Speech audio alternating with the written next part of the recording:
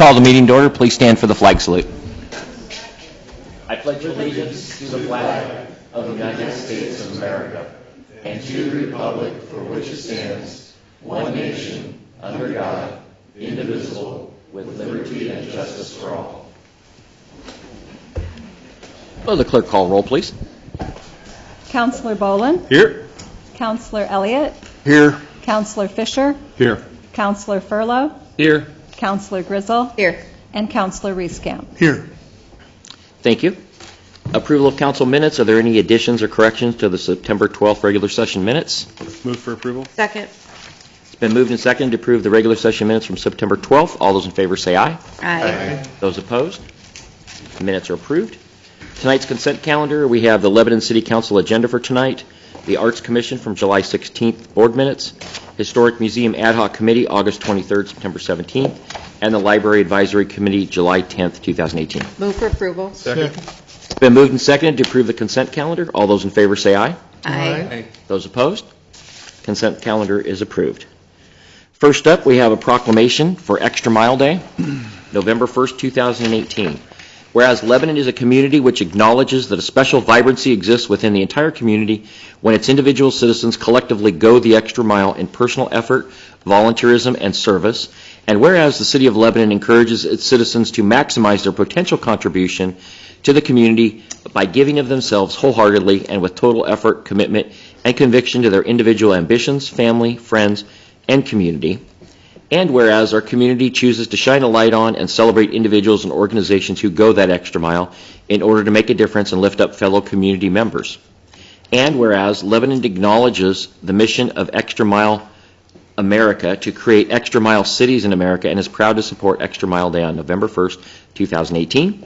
Now therefore, I, Paul R. Aziz, Mayor of Lebanon, do hereby proclaim November 1st, 2018 as Extra Mile Day. I urge each individual in the community to take time on this day to not only go the extra mile in his or her own life, but also to acknowledge all those who are inspirational in their efforts and commitment to make their organizations, families, community, country, or world a better place. Okay, next up we have a presentation, the annual risk report. Steve, your leads.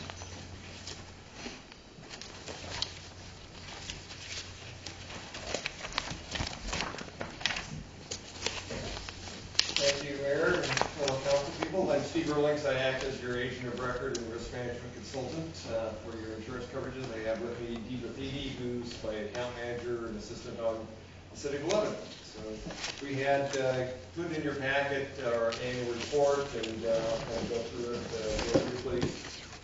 On page 1 is a summary of all your coverages for the past 6 years, including the current year that you're in. Again, things have been pretty stable. We've had some increases this last year with property values. The city county did some reappraisal of all the property in the city of Lebanon so that we increased some of those values based on their appraisal. So that shows that it went up from $77.9 million in 17-18 to $80 million. And most of that was just because of the reappraisal. Most of the buildings stayed the same. We picked up some additional property that wasn't on the property before, so it was pretty stable from that standpoint, so not too much change. The rates for city county have been pretty stable over the last few years. In fact, your general liability premium went down this year from last year by about $5,000. Overall, your rates have been pretty stable. On page 2, it just kind of shows the property rates. Again, property rates actually went down a little bit from last year, even with the changes in the values. Page 3 talks about your liability. You've had some spikes in your claims over the last 5 years. Most of them have been in police and a couple in public works.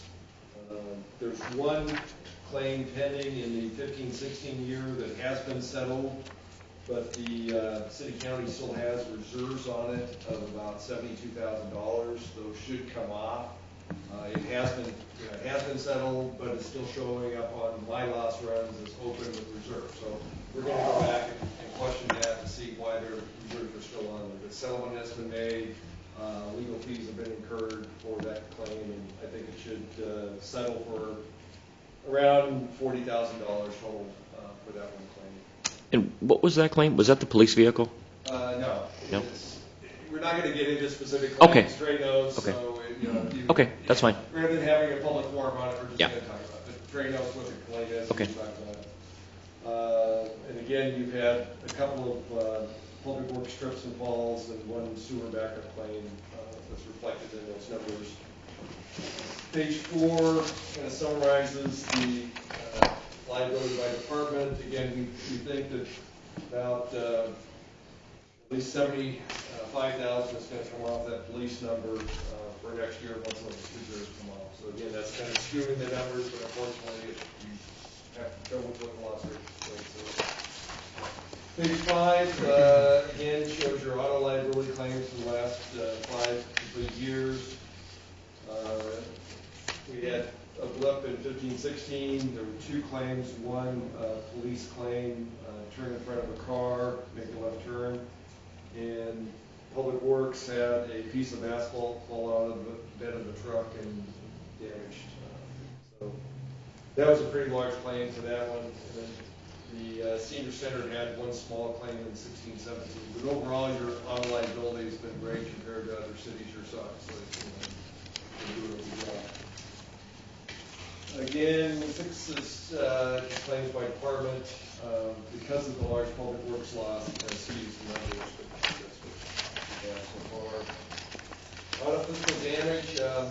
This is one area where it's been more frequency than most other cities your size. We've had a lot of single accident, single car vehicle accidents that kind of drive these numbers. In 14-15, you had one large claim where it wasn't really your fault. The suspect hit a car, a police car, and was trying to lay down some, trying to stop him, and unfortunately they rammed the car and totaled the car. You had in 15-16 2 minor police claims, 16-17 2 police and 2 public works, and 17-18 you had 1 police car in a left turn in front of another car. So overall, police is the frequent flyer in this department. 51,000. Of that, 30 is one. So on page 9, kind of overall, the 5-year average, the average around 8 claims a year. The average per year is a little over 59,000, and the average per claim about 74. Those numbers all will come down once those reserves come off that claim. So again, it's kind of skewing some of the numbers, but we're presenting them as we were given by city county. Going to workers' comp, it's been a really good news for workers' comp. Your rates have been going down. Your experience mod has been going down, so it's been a good tail. So on page 10, you see some of the sorry about that. So overall, it was a pretty good year for your workers' compensation. I'll send you an updated list because that's how I printed it out. So on page 11, you'll show the losses by department.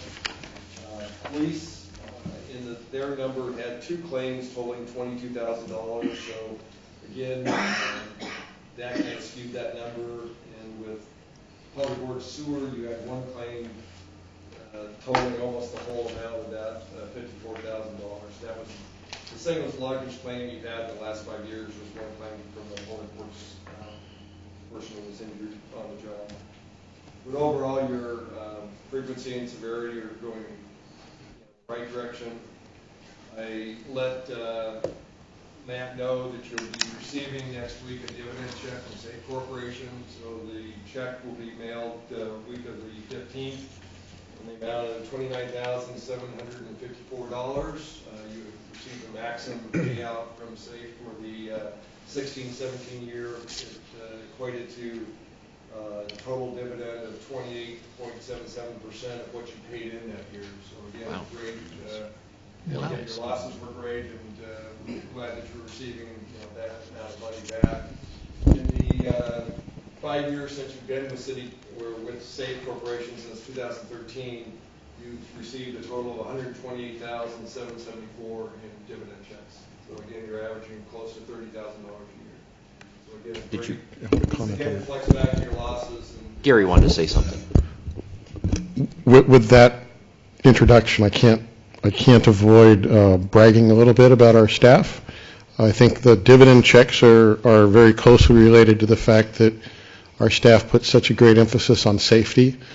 This year we were awarded the 4th Gold Award from League of Oregon Cities for in the last 5 years for having no lost time injuries. We had one lost time injury a couple of years ago. We got the Silver Award. So in the last 5 years we've had one lost time situation, and so when we have that kind of a track record, especially for a city our size, I don't think there's another city in the state that has that track record on safety. The result is dividends like this because the insurance company's not paying out claims on our behalf. Very good. again, it just shows that safety is important. You know, having your employees go home not injured is always a good thing.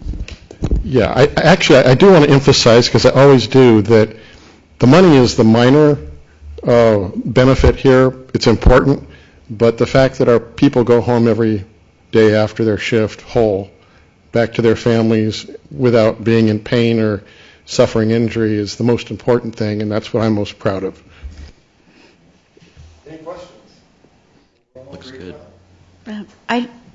When you reference cities our size, how do you know peer numbers? How do you gather that? CIS gives us, they insure all the cities basically in the state, so they give us peer numbers based on population size, and again, you know, we can share that with you, but again, it's tracking with better than normal for cities your size. There are about 6 or 7 peer groups, and we're grouped in, I think it's group 4, which means 5 and 6 are bigger cities, but there's a group of cities around our population size that every year, if we have had a good year with lost time, we can submit, and they look at all of the cities in our peer group, and if you have 0, you get a gold award. And if there are more than one city that has 0 lost time, there's multiple gold awards. But if you have had a loss, then they evaluate, and maybe, depending on how you rank out in your peer group, maybe you get an award or maybe you don't. So for the last 5 years, we've secured the gold 4 times. I think you're the only city your size. We are. Very nice. Again, CIS uses those peer numbers to compare. Okay, thank you. Good question. Any other? Well, thank you Okay. again for your time. Thank you very much. Thank Thanks. you. Okay, next up is the final report of the Lebanon Historic Museum Ad Hoc Committee. We've sent that out to you ahead of time. I'm sorry it was a little bit late, but I wanted you to be able to read that, look through it. Basically, the overall thing is we got this group of people that were fantastic. They got together, met after a couple times, and decided that a board or a foundation really needed to be formed to go forward. So at one of our meetings, we created a board. We created an organization, and I am the president. Alan Collins is vice president. Secretary is Jamie Kate, and treasurer is Nicole Bowman. And several of them come up. Could I have the members stand up that are here tonight from the committee? Alan and Tawny and Kendra. Thank you guys for coming. After doing that, then we've looked at all the different things that we need to do.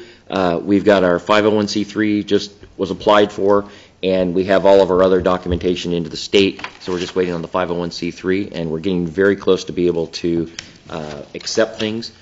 Tawny, our kind of our curator at this time, has worked on a collections policy that I just got the other day, and we're working on that.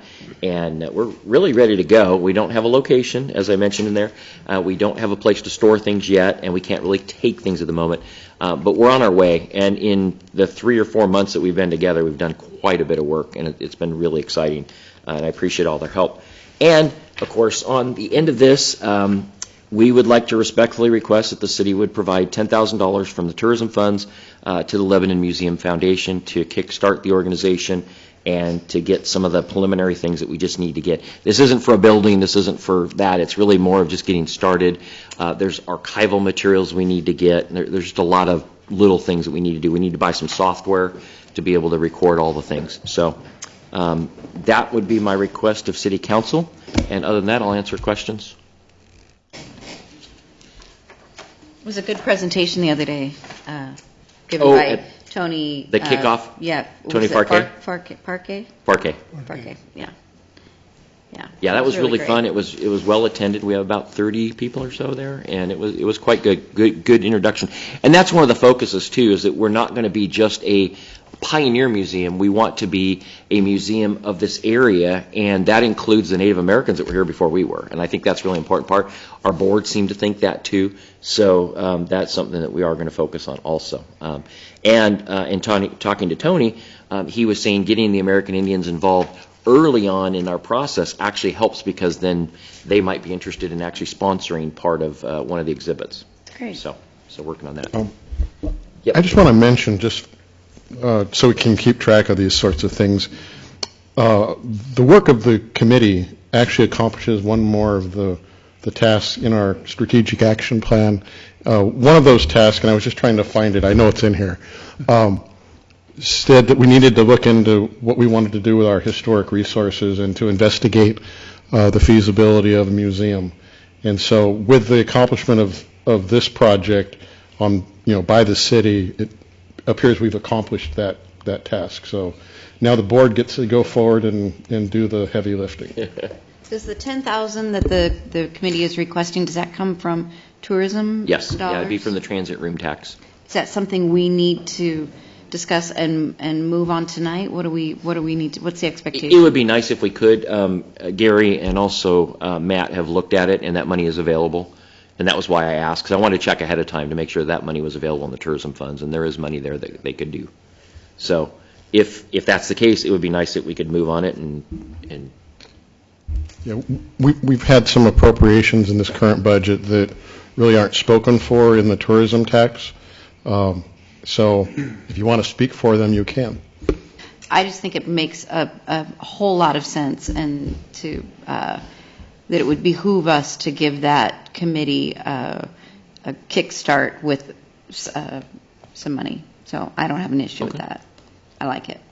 is that a motion? I move we give the committee $10,000 from tourism. Okay, it's been moved and seconded to give the committee $10,000 from the tourism funds. All those in favor say aye. Aye. Those opposed? Okay, passes. Thank you. And thank you, committee. At this point, then the Lebanon Historic Committee final report is done, and we're moving on. Thank you very much. Thank you guys for all your work. That's a And thank you for coming lot tonight, of work. too. All right, next up is public comments. The council welcomes all respectful comments regarding the city's business. Citizens may provide, citizens may address, let me start over. Citizens may address the council by approaching the microphone, signing in, and stating their name and address for the record. Each citizen is provided up to 5 minutes to provide comments to the council. Council may take an additional 2 minutes to respond. City clerk will accept and distribute written comments at a speaker's request. Is there anybody that would like to speak to council? Jason, come on up. Was there anybody on the list? Linda? Okay, thank you. How you guys doing? Good. You gave us a little handout here. Yeah. Yeah, can you guys hear me okay?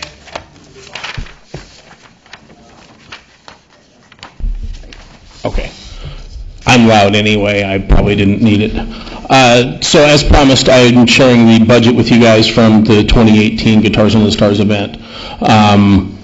And as you can see, the very bottom number is not a real pretty one, but I'm actually excited about it. And why am I excited about a $65,000 loss? Because it's much better than most of the events that are similar to us. When you look at national events, and this is really what we are striving to become as a nationally owned event. Drawing from 11 states this last summer, we made a great stride towards that. And we've got a ton of attention on us right now from people in the music industry that really are seeing us as an upstart that's going to go somewhere. So we're really excited about the numbers. That's actually less of a loss than year two. Year two was over $82,000 loss, and we missed 2 summers. So that is a big deal to come back and really have a positive showing. Granted, we did comp a lot of tickets to local business, and the good majority of the folks from the Valley area that did attend got there on a comp ticket that they got through their employers. But it got them to come out and take a look at what we were doing and have fun and enjoy the event and see for themselves what it is that we have going on. And the feedback that we got is why I'm excited. I mean, you can't pay for the kind of advertising with $65,000 that we're getting from the feedback.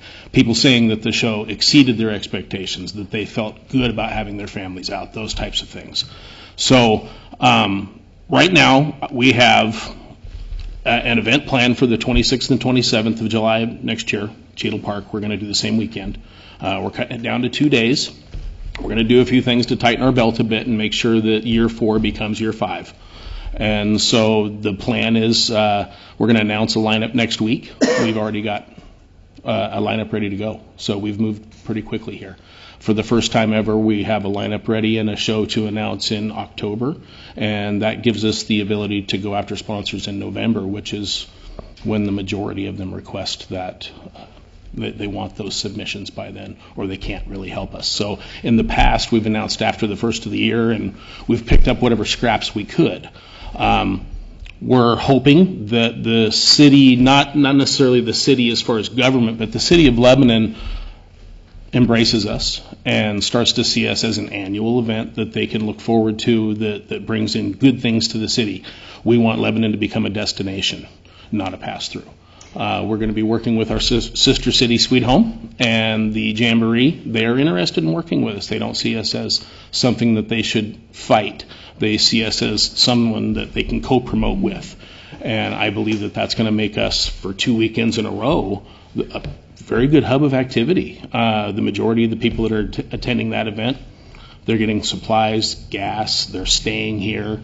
So Lebanon benefits from that as well. So it's in our best interest as an event that wants to support our city to support them if we become a hub of activity during them as well. So we're going to look at a lock arms and move forward together approach. We're also going to be working with Jason Fellman and the Hairfest event up in Portland. They do Cherry City Celebration, which is the Bite of Salem previously. They do Hairfest and they do Wild Hair Country Fest. Those are the 3 weeks leading up to Guitars Under the Stars. Then there's the Jamboree after us. That gives us 5 events that can co-promote and control the narrative of what the best and most fun things to do in Oregon are for that stretch of the summer. So we can maximize our advertising dollars and really become an organization that has some better backing. What we're asking of you guys is to take a look at what we have done. And when I say we, I have a team that has helped me with this. The monetary contribution that you see in the private funding section, that was me. And I will continue to make sure that the show has the funding that it needs so that it can continue. I believe in the event. I believe that this next summer is going to be the year that we're really going to see some good results. I think that it's going to take shape. Typically with these events, it's year 4, year 5, year 6 when you really start to see the magic happen. So what we're asking from the city, I know I'm running out of time, Paul, take a look and see where in this budget is there anything that the city can do or is willing to do?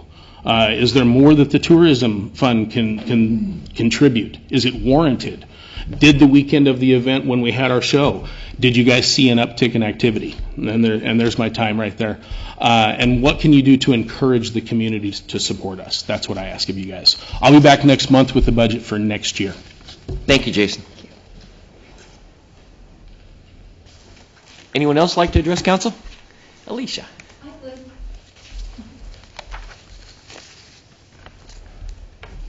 Hi, my name is Alicia Rogers. I'm the Main Street Manager for the Lebanon Downtown Association, and we have some fun and exciting things that are happening this fall.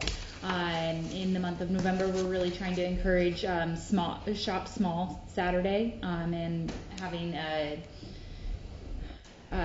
little drawing type of thing that'll happen downtown. So if somebody shops downtown in the month of November, they can turn in one receipt every day as an entry for that drawing. And on Shop Small Saturday, which is November 24th, they can have unlimited entries. So anywhere that they shop on that Saturday with another entry into that drawing. And the drawing will be at the Holidays in the Park on December 1st. Also on December 1st, we are going to do our first annual Jingle Ball Run. So it's a 5K walk, or 5K run, or a mile walk. We're encouraging people to come dressed up in any sort of festive holiday gear or ugly sweaters. It's going to be a lot of fun. And that'll be the morning of the Holidays in the Park. Starting at Ralston Park and finishing there as well. So just really make it a fun, full family day for everybody to have something to do downtown. And then also there will be window decorating contests for downtown as well. So Very it's a good. great opportunity for our promotions team, our design team, and the Holidays in the Park team to all collaborate to really see the downtown looking festive. And there has been talks, I don't think it'll happen this year because it's a pretty large cost, but there's a lot of interest in business owners to have Christmas lights along the tops of the buildings downtown. I've seen a lot of other downtowns that have had that funded through grants or through the city, and it looks absolutely amazing. So I would love to see our city like that eventually too. Good. Quick question. On the Brewfest, how did the Downtown Association, downtown businesses do? I know there were some problems last year. I was just curious how it went. The event seemed to be really well received. Yeah, the event was really great. I had a merchant meeting this last Monday, so I did ask the businesses that were there how it went for them. There were 4 businesses that were vendors, so the Brewfest offered to have a free vendor spot for downtown businesses to be in the Brewfest. And that was kind of the collaboration that we worked with this year to see if we could bridge that gap. And the 4 businesses that were in the Brewfest did really well. I think next year they're going to talk about the location of it, because the location where those businesses were located, their tables in the Brewfest, was not well visible or well attended down there. But if we stagger them in between some of the breweries, they'll get a little bit more traffic to their booths. Good. But they did do well. On those days, they do have to pretty much close their business down if they're not in the Brewfest, because there's just not any traffic, and it's not worth their time and effort to have their business open when nobody goes into those stores. Good. That sounds like a really good solution. Excellent. Yeah, and hopefully we can encourage some more to be in there next year. Good. I would like to add something. Question? Sure. On the subject of Christmas decorations, I wanted to add to something the city will be taking on that will, I think, really help our downtown presentation. About 3 months ago, I was approached by Shelley Garrett at the Chamber saying that they had lost their volunteer help with the lift bucket that puts the decorations up each year. And in addition to that, she felt that the decorations they've been using over the last several years really kind of fail folks' expectations for how we want our downtown and our community to look during the holiday season. So she asked if we would be willing as the city, because we've got a bucket truck, we've got an electrician now, if we'd be willing to take that on, and that they'd be willing to make a tourism grant to the city. Yes, we gave them the money in the first place, but that we could use those funds to buy some new decorations and really spruce things up with this holiday season. So what you can anticipate is in the main strip of downtown, 4 or 5 blocks long, we will have new pole decorations, and we're looking to put white lights in all of the trees, and then also new holiday banners that'll where our plants are during the summertime. We're going to have festive banners hanging there. So I think we're in for some really great improvements for our holiday season, and I'm looking forward to seeing the first night where we light it up. Oh, yeah. Yes. May I ask when that night is going to be? What night you guys plan on doing that? I don't think we have scheduled that yet, but we should coordinate that. Should. That'd be great. And then the one thing I forgot is we are doing a downtown trick or treat. So on October 31st from 2 to 4. Don't go downtown. Yes. If you Oh, don't my want God. to be mobbed by about 2,000 children looking for candy, I would avoid that area. But it's going to be great. So there's businesses that are not on Main Street. They're coming in and filling the holes and the vacancies. So it should be a great time for everybody that's there. Good. Thank you. Anyone else from the audience like to speak? Tony, go ahead.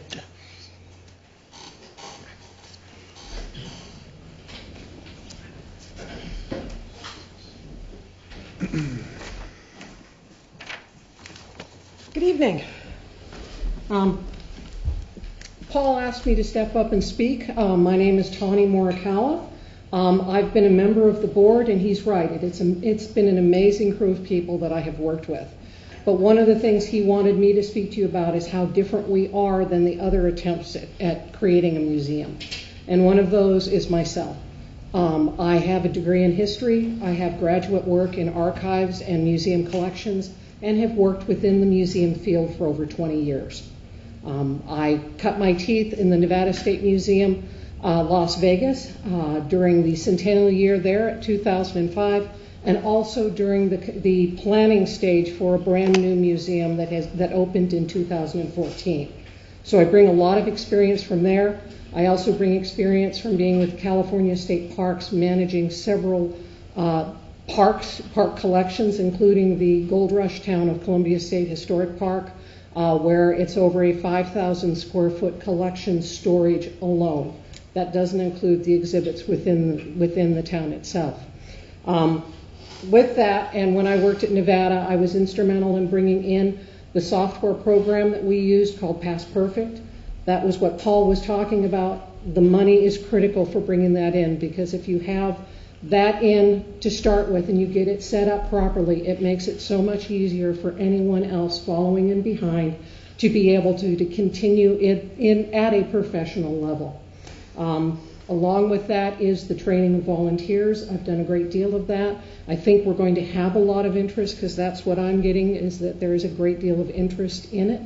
And the final thing that he had asked me to talk about is, and I think you did to a certain extent, which is our vision, which really came down to being all-inclusive. Not just old stuff, but maybe also dealing with the industries that have been a part of Lebanon's history, with the people who are here today. One of the things that struck me is we have a motor speedway or a racetrack here. That can be spoken about. So there are so many ways that we can bring the town together. And I goofed because I had written a poem for this moment, and I'm afraid my printer died. So I'll send it to you, and we'll get it up on the Facebook page. Very good. So, okay. Thank you very much. Thanks for coming up. Right. Appreciate it. Thank you for all your work. We're very fortunate Yes, to have you we with appreciate that it. Definitely. experience. That's awesome. It is. Anyone else like to speak to council? There will also be an opportunity at the end. So, okay, seeing none, we'll move on to the first item, and we're moving into a public hearing. And I, Mayor Paul Aziz, will be presiding over tonight's public hearing to the City Council. Purpose of this hearing is to invite public testimony regarding the Lynn County Housing Rehab Partnership Home Repair Program project, and to take comments on the city's performance through Willamette Neighborhood Housing Services. The public hearing is now open at 6:32 p.m. And has the city clerk received any written testimony? You have not. Okay. And the finance director, Matt, will provide his report, please. So I'm not going to go over this report very in depth, because I've asked Liza Newcomb to come. She's with Willamette Neighborhood Housing Services, who kind of runs our grant program for this. And so I'm going to let her kind of go over what the grant has done. And then at the end, if you guys have any questions, you can feel free to ask. So good evening. I'm Liza Newcomb with Willamette Neighborhood Housing Services. Okay, thank you. Good evening. The Community Development Block Grant that was sponsored by the city in 2016 is nearly complete, and I'm here to report on the success that we've had helping homeowners in Lebanon and other areas in Lynn County. 10 projects were undertaken affecting 19 individuals. We used $304,500 in block grant funds for construction. The 10 projects were located in Lebanon, where we had 4, Sweet Home we had 3, rural Lynn County we had 2, and Harrisburg we had 1. And the work included roofing, siding, windows, doors, bathroom repairs and remodels, plumbing repairs and upgrades, electrical upgrades including new service lines and panels, heating systems, and interior and exterior painting. For some of our projects, we were fortunate to partner with Community Services Consortium as they provided weatherization services to our mutual clients, which brought even more value to each project. So I'm here to tell you thank you on behalf of the homeowners whom we helped over the past 2 years and for your continued support of the programs that Willamette Neighborhood Housing Services provides. I look forward to working with you again in the future. And I handed out some pictures before and after with a few little comments about what was done. This is not all of the houses. This is just a few of the houses. I didn't want to take a ton of your time. I had a client who was going to come speak to you tonight to tell you how happy she was with the program, but she ended up having to take her neighbor to urgent care. She did send me a text, but I don't know if you want me to read that or if you're just happy knowing that. Go ahead. Yeah? Okay. As long as it's not too long. Oh, it's not too long. Yeah. Okay. Let's see. Willamette Neighborhood Housing Services, from the application to the acceptance to helping me with bids for contractors to the finished product, made it a fun, easy adventure. Liza, from the beginning, this is awkward to read. Liza, from the beginning, was patient, friendly, and an angel. I'm sure each of her people are treated the same as they are her people. She shepherded me through all the phases of the project to the end. She was so helpful. I now have a new roof, new windows, a complete new bathroom, and a kitchen floor. Life is good. I'm sorry I couldn't meet you all tonight, but I also wish to thank you for the funds. Goodness to you all, Sharon. Very nice. Yes. It's a great program. Thank It you is for a all the great work program. you do. And yeah, I had to comment on that 1950s water heater, that a water heater lasted that long. I've had one 10 years is like max. I know. That's amazing. Yeah, But- I was pretty shocked when I But it's saw a that. nice cleanup for that and getting a nice brand new one. So go Yeah. ahead, Gary. I just wanted to say that during 2017, as you all know, we went for a period of about 6 months without a finance director. During that period of time, I stepped in and ended up interfacing directly with Liza as we worked through some of the projects. I just wanted to say that she and her organization made it super easy for the city.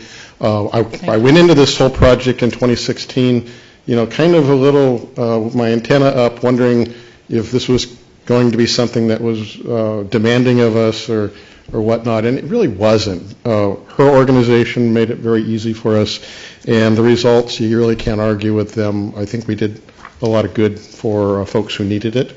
So thank you, Yeah, Liza, thank you, Gary. and for all the folks who work at your organization. We really appreciate all that you've done for us. I'll let them know. Thank you. Thank you. Thanks, Matt. Anything else? Any other questions? Question, Bob. Yeah, how do you prioritize which houses get relief? Well, we have a waiting list, and it's first come, first serve. We just recently adopted a policy for an emergency roof repair program because we found that a lot of our clients had leaky roofs, and if they were, number 8 on our waiting list, we might not get to them before the rainy season was over. Right. So we do have this new roof repair policy, but in general, you have to submit your application, your intake form, and then you're on the waiting list. We have 43 people on our waiting list right now, and I'm gearing up to make a new application for funding with Sweet Home as the city sponsoring it. So we're trying. My goal is to have a continuous source of funds so that we don't get to the point where we have 43 people on our wait list. Is it So- federal dollars? Yes. Yeah. Sounds like a great program. It is, yeah. I have the best job in the world, and I love it. It's got to be very rewarding. Yeah. Is Lynn County limited to one application? Yes. Well, actually, the limitation is on our ability to monitor and administer the grants. Okay. So we're not allowed to have more than 2 grants open at the same time. And last year, we successfully applied with Harrisburg as our sponsoring city. So that funding is about to start up just as we're finishing the Lebanon funding. It's So kind of a 2-year cycle. yeah. So we're trying to make sure that we have funding coming in every year so that we can help. There are so many people that need help. it's heartbreaking to see these See that homes. funding continuing from the federal government? I do. There's a lot of support for this program, for the CDBG Housing Rehabilitation Program. There's a lot of support. So I do see that continuing. I was worried for a little while there a couple of years ago, but I think there's enough support in Congress to keep the program going. Yeah, it's a great program. I used to sit on the board years ago. Oh, nice. Thank you. Any other questions? Okay, thank you, Matt, and thank you, Liza. Yeah. And Thanks. now we'll move on to the next part of the public hearing. Is there anyone who would like to speak in favor of the project or the city's performance? Is there anyone who would like to speak in opposition? See none. The public hearing is closed at 6:40 p.m. And that is all. We were just doing that to receive comments and fulfill our obligation as a public hearing. So now we'll move into regular session. Number 2, Republic Services, proposed rate adjustment. Matt Apkin, Finance Director. Mayor and City Council members, it's good to see you tonight. I'm going to ask Julie from Republic Services to come up and kind of give you a little bit more background. Well, as she comes up, just to kind of go over a few things in the memo that was sent out. Back in 2014, the City Council approved the implementation of an annual CPI rate methodology adjustment going forward. And that is kind of what this is all based on, is prices have gone up as they do every year, and the CPI adjustment has been requested from Republic Services. So I'll let Julie go into a little bit more detail for you. And well, so here I am again. And I know that's a painful proposition. Not that I don't love to see all of you, I do, but we talked about this when we were here in the spring, and we talked about the recycling reset and the fact that it was a mid-year, and we've never done that before, just come and ask for more money, but that was the situation we're in. I'll talk a little bit about this annual rate review, and then I'd like to give you some updates on recycling as well. So if you, as you know, the rate review is based on 65% of it is based on CPI, another 10% is based on fuel cost, and then 25% based on disposal rates for trash. And so the adjustment factor is 5.7% for this year. It's a little higher than it has been in the past years, and it fluctuates. Some years it's been very low, under 10 or under 1%, in fact. We still think this is a good process because as we showed when we came and talked about implementing this way of adjusting rates, over a 10-year period, we kind of get to the same point as when we used to come in and ask for 8 or 9 or 10% increases, but it's just easier for people to adjust in smaller increments. So if we just do it on an annual basis, and I think we had 1 year in the last 5 where we didn't have a adjustment at all. It was a zero adjustment. So that is where we are. As you saw in the letter, it's about $1.43 on average per residential customer, and that is what that is. As far as recycling goes, I wanted to kind of give you an update because I know we've been talking about that a lot. I think there's some good news in that the bleeding has stopped. We're not paying more than we were 3 months ago for recycling. We're still paying to dispose of recycling, to recycle that material. And it still costs more than if we just landfilled it, but it isn't going up anymore. And about 3 months ago, it stopped going up. So that's the good news. I'm hearing reports that paper markets are becoming very tight as everybody sort of competes for places for their recycling to go. I think we have a really good relationship with the facility in Portland that sorts our material, and so far they have been able to continue to find markets for the material. The guy that owns that is an economist, and it's sort of his challenge to stay in that game and keep this process working. So our material is going instead of to China, places like Malaysia, Vietnam, Nigeria, I'm hearing some. And then here's another little piece of good news. I think we talked about the possibility of opportunity once material could no longer go to the biggest market in the world. And so this week, sort of out of the blue, I met with a guy who's interested in, he and a very large company behind him, interested in building in the Northwest a very high-tech paper recycling facility, a paper mill. So that's really interesting to me. This technology can take not just the paper that we have now, but all the paper we've been telling you can't recycle, like paper coffee cups and cartons and those things. This process is high-tech enough that it could take those materials. So I do think there's a lot of opportunity. I don't think that's an overnight fix, but I think in the next 3 to 5 years, we're going to see a lot more opportunity for recycling. And another reason why I think it's important to continue the program.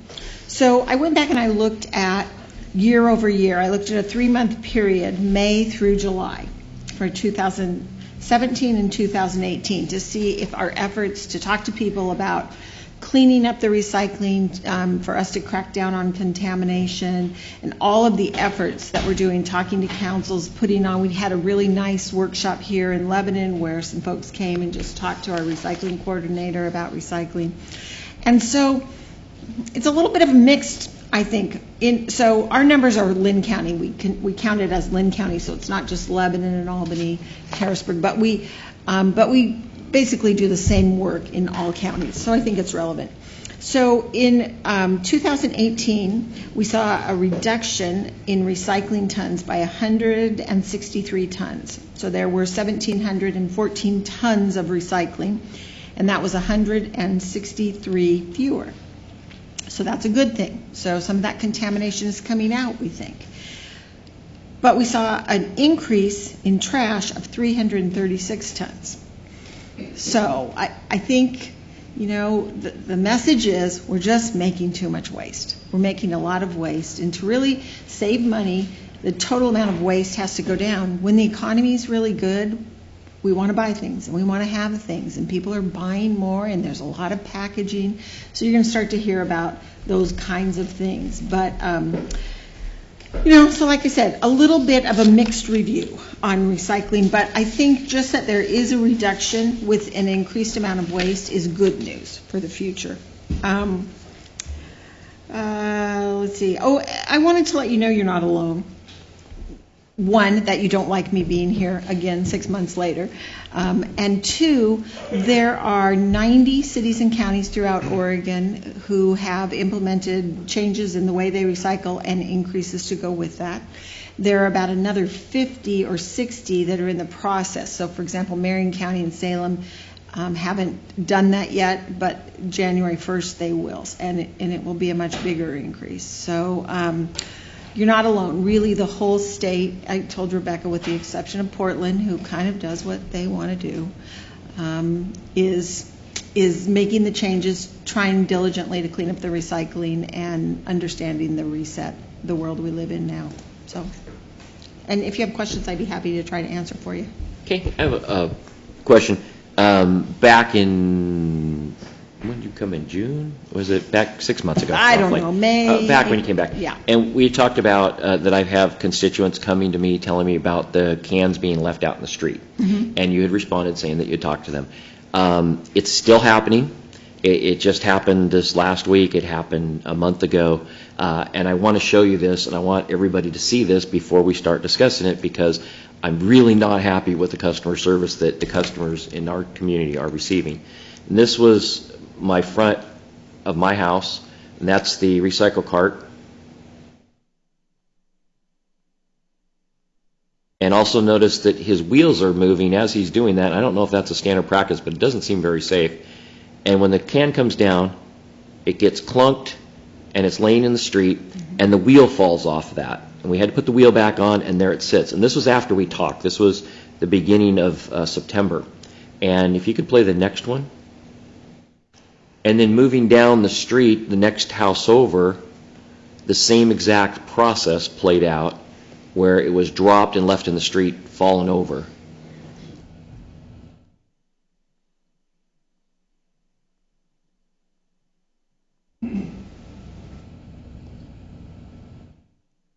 This is just right after mine.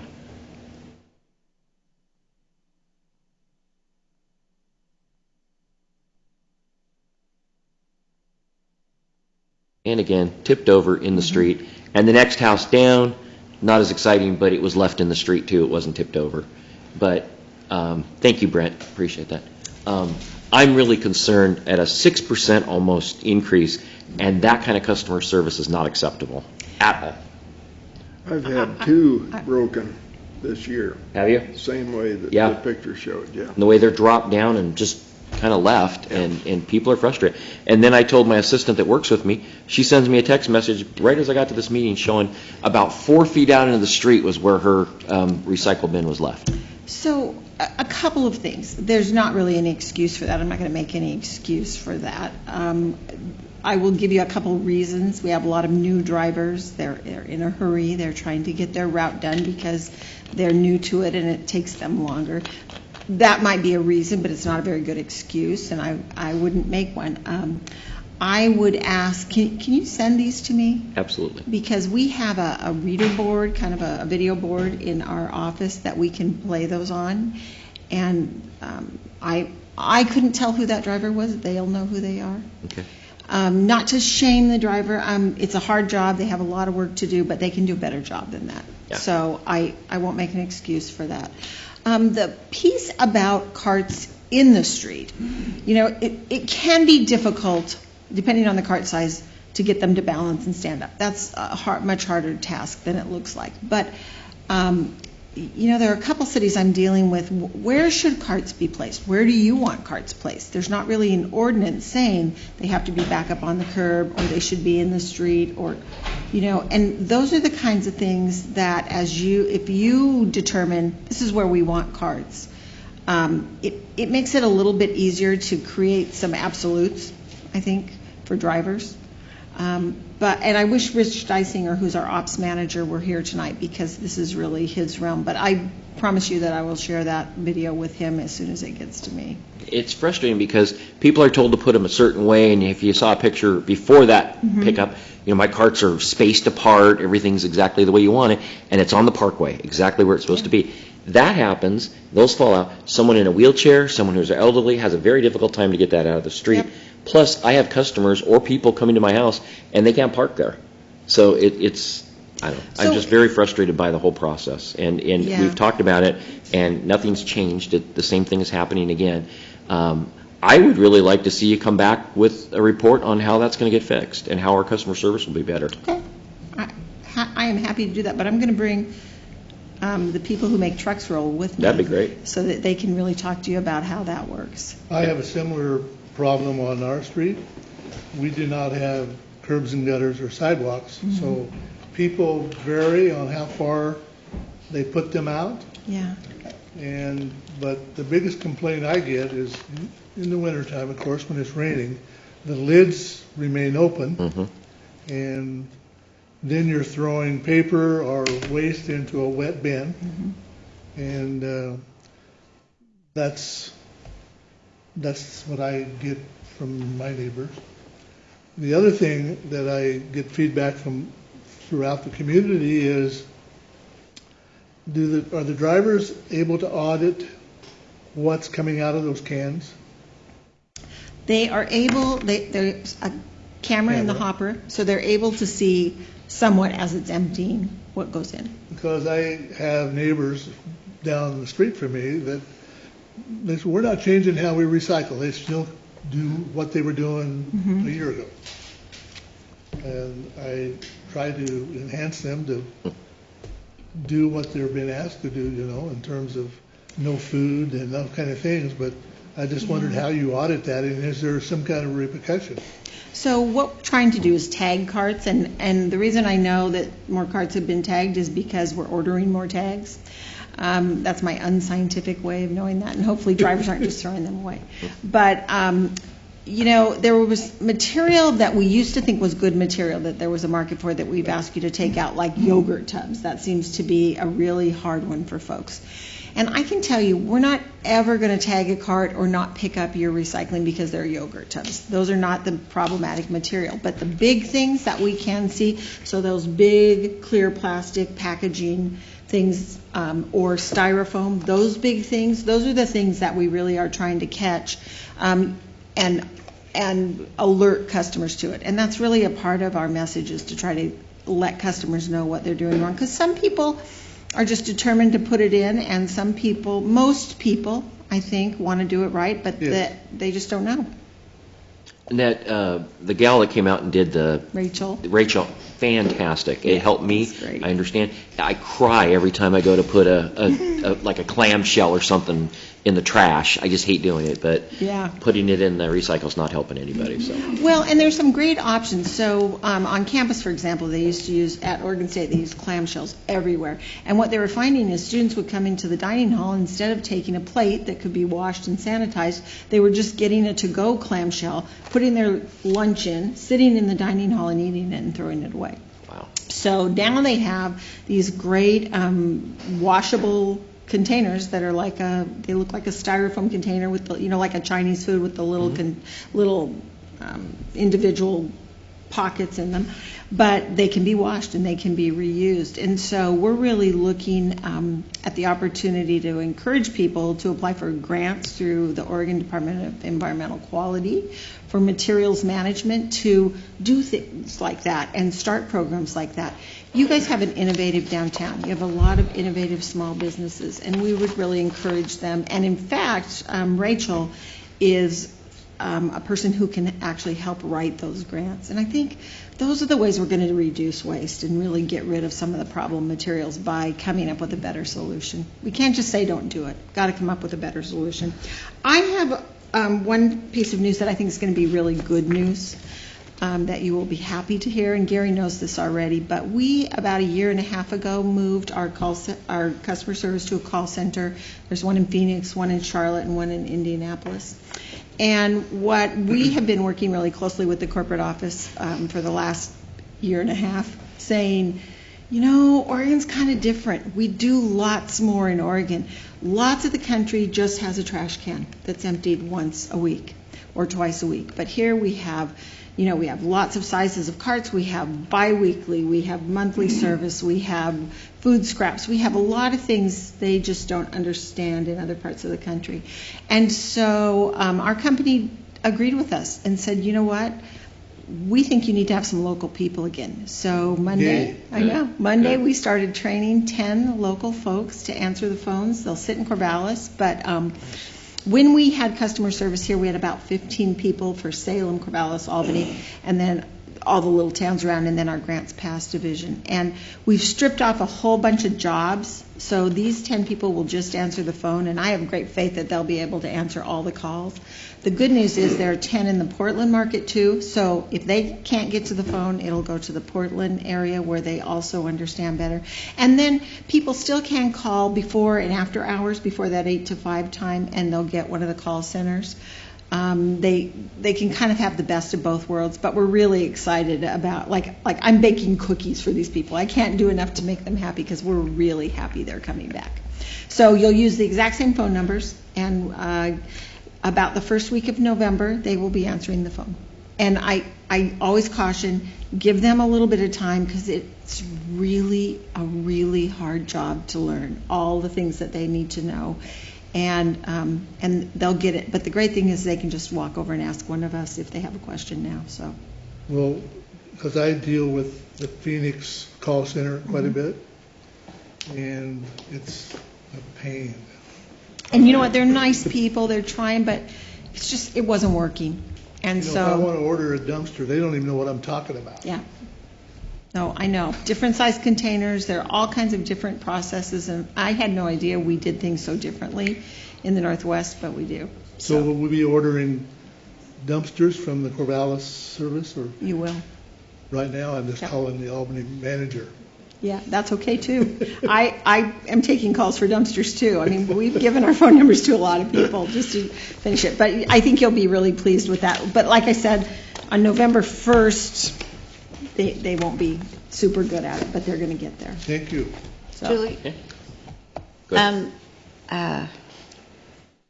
I don't know exactly how to put it, but you guys, the work that you do is very important, I think. But I understand that it is also not a non-profit business. Right. And that expenses are up with the changes in recycling. But after we did the mid-year increase, and now we're coming after another increase, it's a bitter pill to swallow if your company is having record revenue. So help us swallow that pill. You're not suffering, but you need people to pay more. Right. And so that's a really tough one when we are a really big corporation. So what you might see in those revenues for the corporate revenues aren't necessarily what happens here. The financials that we submit to the City of Lebanon really show the cost and benefit of what we do here. So there are this company's involved in lots and lots of things besides hauling waste. And those are all accounted for. And yes, they've done pretty well this year. And we're proud of that because, we all work really hard to be a good company. A big piece of it is just as for you, safety. That's our number one priority. Reducing safety claims, reducing all those things that happen out there. And so I can't speak for company finances so much as I can show you our financials for what we do here.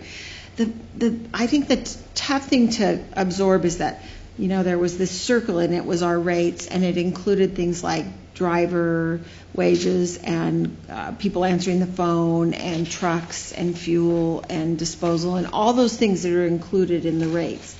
And that is still the piece that we look at annually to adjust. What we didn't look at is over here there's this whole new ball of expense that's never been there before. And that is the cost of recycling. So when we ask for money for recycling, to be clear, it doesn't have anything to do with trucks or drivers or anything else. It is 100% to offset the cost of getting material to market and recycling it. And as I told you in the spring, the real cost we think is about $3 per household. This is $2 per household. We intend to leave that as a fee. It shows up separately on the bill. I think that's important. I think people understand better that there's a cost to recycling, but that doesn't increase by that percentage because it's a set amount. So, it's about as good an answer as I can give you on that, knowing that it may not be satisfactory. But we do operate almost like a much smaller business here locally. So, for example, our Corvallis division operates separately from our Albany division. And that's kind of how that goes. Some of the benefits of working for a really big company, I was reminded tonight, we have a new charitable giving foundation that 501c3s are eligible for. So where a city wouldn't be eligible, a museum group that's a 501c3 would be eligible to apply. It's an online process, and I can provide that to anybody who's interested in it, but it's a fairly streamlined process for applying for grants from Republic Services. And so those there are two ways. There's the charitable grant, which are for projects, smaller amounts, and then there's another called the National Neighborhood Promise, and that is intended to fund big projects. $100,000, $50,000. Maybe if you submit one of your videos with your entry. No, these are for revitalization projects, good neighborhood projects. This we need to fix. Yes. Without any extra money. Any other questions? Yeah. Here we're raising the bill here from $2 there and then another $1.43. That's $3.43 over the 2 years. Where does it all stop? And we've got people on fixed incomes that are going to have a hard time with this. Yeah. And First one you came up with a 33.5, and now you're asking a 5.7. That's a 9.2 increase. That's pretty tough. It is. And then we did 3% last year, was it? 3.5%. 3.5. Which we would have done Yeah. probably an adjustment every year anyway. And I that's think reasonable. This year, it Yeah. was the middle of the year that we absorbed the new cost of China. Combined with a year when fuel costs started going back up. Yeah. And that was poor timing as well. You know, there are things that we can talk about if you're concerned. I mean, we're concerned about everybody, don't get me wrong, but there are some things written into other franchises for seniors, for example, or, you know, Salem has some discounts for people who meet certain criteria. There have to be some ways to monitor that, but, you know, we certainly can bring some suggestions to you if you're interested in that. Would that mean the balance of, like, say if we had a program for people to apply to, they get a reduced rate, does that raise everybody else's rates a little bit more in It effect? wouldn't, no. Okay. No. Okay, that would be great. So, so just so I'm clear what you want to know about seniors, you're talking about seniors, or is there another group, is there another I think low income, demographic? Yeah, people who are low income. struggling. Yeah.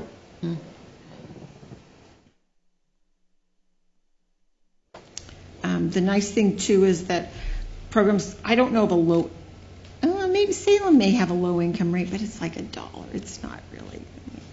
But $1's $1. But $1's $1, and it can offset $1.43. Yeah. Exactly. So, but what I can do is check with some of my counterparts around the country too, and ask about programs that they might have. So I will come back to you with a report not only on how to keep carts in the right place and upright, but also what we might be able to do, or ideas that you guys. I'd love to hear ideas that you guys have too, and if you.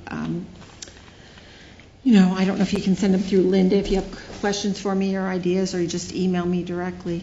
But I would like to hear that.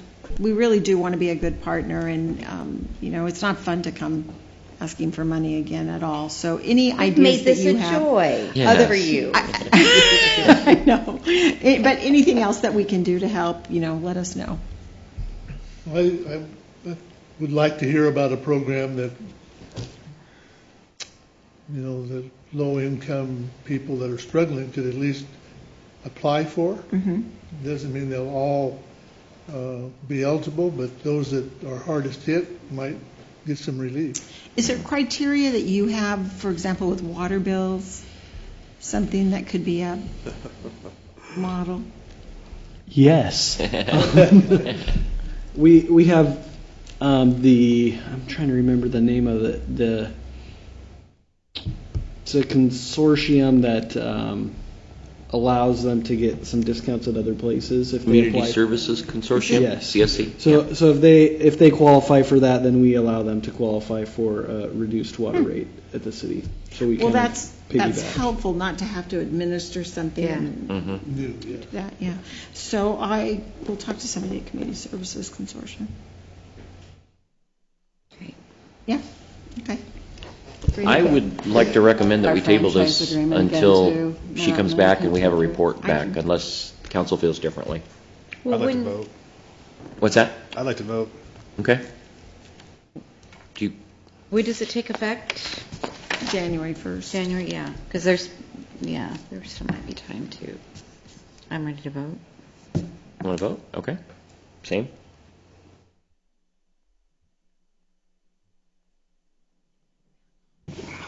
I'd like to wait, I think. What's that? I'd like to see him come back. Okay.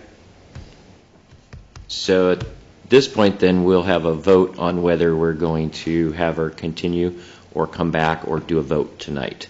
So do I have a motion to table this until next time? I moved that we vote tonight. Okay? It's been moved to vote tonight. Is there a second? I'll second it. It's been moved and seconded to have a vote tonight on the rate increase. All those in favor say aye. Aye. Those opposed? No. You're a no? 2 noes. Wayne, Voted the what was wrong yours? way. Yes. You were a yes? Okay. So it passes, so we'll do a vote tonight then. Okay, we'll have the city attorney read the resolution. Resolution number 2018-32, a resolution repealing resolution number 2017-36 and approving Republic Services rate increases. Move for approval. Second. It's been moved and seconded to approve Resolution 2018-32. Can we do a roll call vote, please? Counselor Grizzle? Yes. Counselor Fisher? No. Counselor Bolin? No. Counselor Rieskamp? No. Counselor Elliott? No. And Counselor Furlow? No. Okay, the resolution has been denied, and we'll move forward and talk to you next time when you come back. Okay. And we'll put you on the agenda for next meeting, if that's okay. Yes, I have lots of council meetings. But Thank you very much for your send time. somebody if I'm not available. Thanks. Next up, Downtown Urban Renewal District, presented by Gary Marks, City Manager, and Walt Wendlowski. Mr. Mayor, members of the City Council, tonight we're bringing to you for your consideration the creation, or the beginning of a process to create a downtown urban renewal district. Excuse me, Gary, I'm sorry.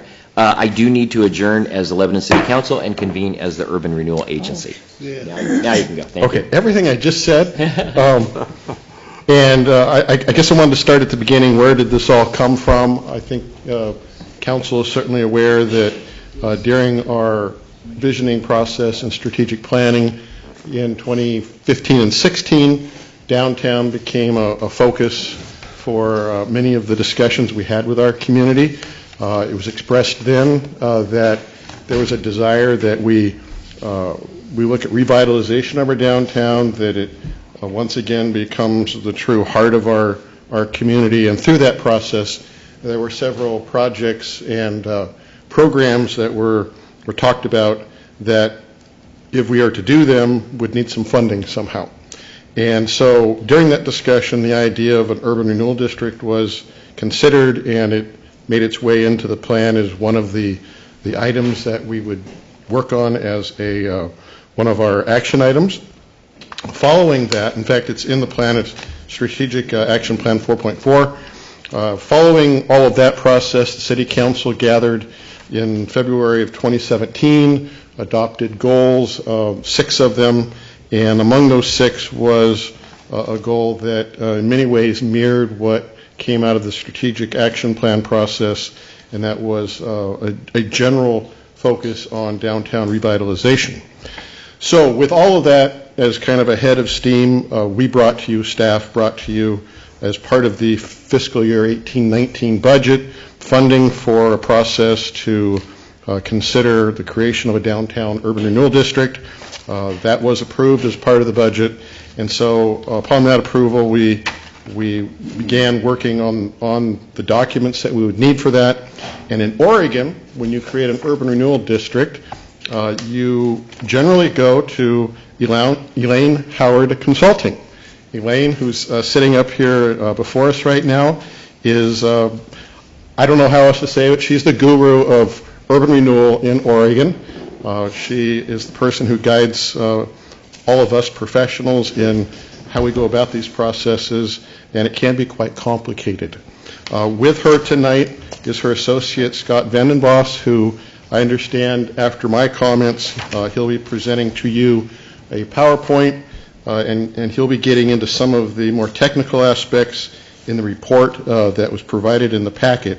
But before we go there, I wanted to address some of what would be the common concerns with the creation of a new urban renewal district, and typically those concerns are centered on the overlapping governments that share the same tax base that we as a city share, because in urban renewal, I think most of the council understands this, in urban renewal, what you do is you look at a district, a new district, you draw lines around and create a district, and you look at what is the tax value that exists when you create that district.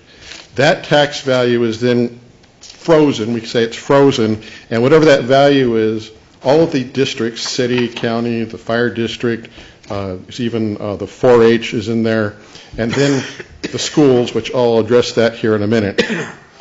They all share that frozen base, and then any growth in the assessed value over time, that is captured for the period of the urban renewal plan, and the revenues that are gained off of the tax rates of that increase, that's what's used to fund projects for the urban renewal district.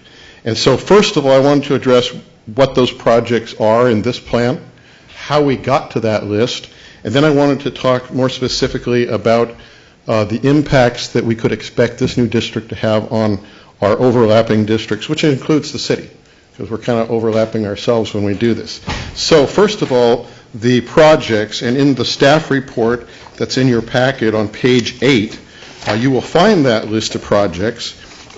And I would like to say that when we look at urban renewal project lists, usually what you find are very expensive, very extensive capital improvement projects. And certainly that's the case in the 3 existing urban renewal districts we have. Those were all districts where, for the most part, we were dealing with a lot of bare land, underutilized land, and they have been located in the periphery of our community, in many ways focused on industrial development and those sorts of uses. This is a little bit of a different district in that it's already built. It's a built environment with our downtown, so we don't expect this to have the same kind of growth potential as far as urban renewal revenues, because in the kind of districts we have right now, say when Lowe's was built, all the value of Lowe's went into the urban renewal district, and that was considerable. Same with the other improvements that were made. Let's talk about the Gateway District with all the developments with Samaritan. All that was new stuff, and so that was all captured and went into the increment, and all that revenue has been coming in to the Urban Renewal Agency to fund the projects for those districts. So when you look at the list for downtown, understanding this is a much more mellow district. It's not as aggressive. It's not nearly as aggressive, and I'm going to talk about how it kind of pales to the size of what we have already on the books. So that the list you see here in front of you, only 8 items, and I can tell you right now, based on the work that Elaine and her group have done, and Tiberius Solutions, who does a lot of the math, and there's some complicated math that goes with this, the funding that we would expect, we don't have enough even to fund all of these projects. Some of the projects we've wanted to put in here in case there were some immediate opportunities come up, like maybe a grant program through the state or the feds where we could match some of our urban renewal dollars. We wanted to have those projects here, and I can tell you one of those is street reconstruction. That's here on the list, but if we are able to do that, it's going to be late in the life of the district. Typically in the first 5 years, you're not collecting much money at all. You get into 10 years out, that's when you start to see really any kind of real money. This is a 25-year district, so year 15 to 25, that's probably where the big projects are going to happen. And unless we see a lot of new development in downtown, and this is a built environment, there's probably not going to be that kind of catalyzing sort of new value to bring about that kind of those kinds of projects, like rebuilding the side streets, which perhaps we're able to do 1 or 2 side streets late in the life of this. But I want to emphasize what we're really looking at here. I don't want the expectations to be that if we create this, that maybe next year, year after, even 3 or 4, 5 years out, that we're going to see a lot of big things start to happen because of the urban renewal. So what we could expect to see happen are maybe some smaller things. We're about to investigate Ralston Park, which is part of the downtown district. We've included that in the district lines. There probably will be some smaller type projects that would come out of that plan. This is a way that we could fund those projects over the next 5 to 10 years. There are the ADA corner ramps. When you talk about infrastructure projects, not so much as far as what we would consider a major expense, but very important to promoting accessibility in our downtown. Streetscape, here we're talking about maybe looking at our street furniture, wayfinding signage, other visual improvements that are kind of, I would call them low-hanging fruit, because they don't cost a lot in terms of what you would expect from a big capital project approach, but they're the type of projects for a downtown like ours could be transformative. So another project that ended up on the list, it wasn't even in the strategic plan, is a public restroom. We have a public restroom right now at Ralston Park, so I don't know if that's something we would actually pursue. Maybe there might be some interest as we go through the life of this district among the merchants and property owners more central to Main Street, where maybe a public restroom could be considered. But I wanted to kind of emphasize the idea that this is not your typical Lebanon urban renewal district. So with that, I wanted to shift away from the project list, because I think we've got a good sense of what that is, and talk about, okay, what's the potential impact on the overlapping districts? So if you look at page 21 in the staff report, there is a discussion and a delineation of the frozen base assessed values. And they show you what the three districts that we have, what those values are, and then the downtown. Now, with all that I just said, you're looking at this and saying, well, downtown's worth $21.8 million, and these others started out much less. That's because a lot of that was bare land at the time. If you look at the values of those districts now, they're gazillion millions of dollars because of all the development that's happened. Again, that's not what we expect to happen in our downtowns. But what I'd like us to look at is, if you look at the $21.8 million, which is the current value, assessed value, inside the boundaries that have been drawn and shown in your packet here, and compare that to the City of Lebanon's total assessed value in that second box down, $1.15 billion. So what that means is that this new downtown district is 1.9% of our assessed value. Now, when ballot measure 5 and 50 were put in the 1990s, one of the things that came out of that was, how do we assess properties over time, and the fact that part of that process we ended up with a cap. So if your home on the private market rose in value, let's say 5%, because it's a hot real estate market in a given year, your assessed value cannot raise to that level. It's capped at 3%. So the most increase we can see in our assessed value in any one area of town, absent new development, would be 3%. So essentially what we're looking at here, as far as the impact on overlapping districts, is a 3% per year increase on 1.9% of the city's value. Now, if you are, say, the aquatics district, if you're the fire district, your values are even greater. Your assessed values are even greater than the city, because they take in more area. They take in a donut of land around the city. So this 1.9% for us is even something less for them. So what that means is, for example, in the chart on page 18, you'll see some of the calculated impacts on some of the non-school governments. And you can see the first year, for example, Lynn County would forego $788, and you can see the numbers across. The city would forego $3,100, the fire district almost $1,400, and so on. So then we've totaled that over time, and yes, that does come up to some significant numbers, but again, not certainly what we currently see in our other districts. So knowing that we were going to do this shortly after 2016, and the council adopted our strategic action plan, I began working with Dean at the time to look at our existing urban renewal districts, knowing that we were going to come to the other districts at some point and propose a downtown urban renewal program.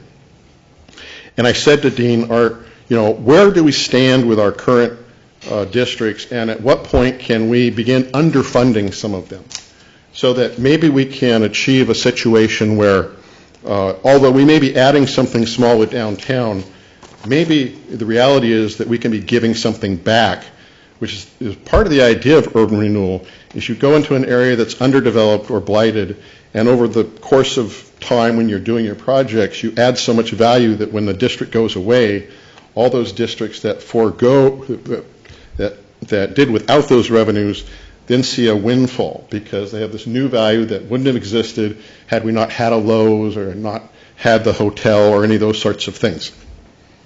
So what we did was we determined that the Northwest District was substantially completed, but we still had a term of years to collect the revenue. So what we determined was that we could begin underfunding the Northwest District by $1 million a year, which we came to the Budget Committee, I think it was 2 years ago, and we told you, look, we're going to start underfunding the Northwest District. And that was part of the thought at the time, was at some point we want to go back to our overlapping districts, and rather than add just yet another layer to them, although it would be small, I really wanted to start paying something back to them. So with that $1 million, that gets distributed back out proportionately to the different districts. So what that means in terms of, say, Lynn County, of that $1 million, they're getting about $142,000 a year back that they didn't have before we created the Northwest District. The city is getting something over $500,000 of the $1 million back. The fire district is getting $250,000 back. The aquatic center's getting $26,000, and the 4-H is getting $7,700. So when you juxtapose that against what the new ask of the districts are for this downtown district, I just wanted to help the council understand the proportionality that we're talking about here. That I think we've set ourselves up well, and we've considered the needs of our overlapping districts, but also considered the very serious ideas that were brought to us by our own citizens about our downtown and what their aspirations are for that to become a more vibrant place for us to gather as a community. So with all of that, if there are any questions on that part, I don't know, maybe we should open it up to Scott. We'll see if they have questions on what you've gone over first. Yeah. And Elaine, what you heard me say, I'm right on all of the factual information. Thank you. You blessed me with that, because she's the guru. So In Corvallis, a couple weeks ago, they called me the urban renewal nerd, so the guru is a little nicer than calling me the nerd, so we'll go nothing with but that. respect. Nothing but respect here. So are there any questions about what I've presented? Yeah, I have one. Yes. The underfunding of the Northwest District. That's the one you were talking about, right? Yes, that's what we've already done. We've done it for 2 years now. Right. How long do we plan to do that? The Northwest District will sunset in 2028. So, and at that point, then the entire value of the Northwest District will go back to all of the overlapping districts, yes, which is, I think, $2.7 million. So between now and then, we may be able to determine that we can refund more than $1 million. I'm not in a position where we could say that right now, but that would certainly be our hope, that we could do something like that. It behooves a city, when we're doing urban renewal, to constantly keep in the front of our mind the impact that it's having on the other service partners that we have. And I never want to lose sight of that. So as we go forward, we'll be looking every year, what can we underfund in the Northwest District? And there may be a point in the Gateway District we can look at that. Cheetah Lake is probably farther down the line, because, as you know, we just kind of re-upped to that district, and so it's out there for, 2043 or something like that.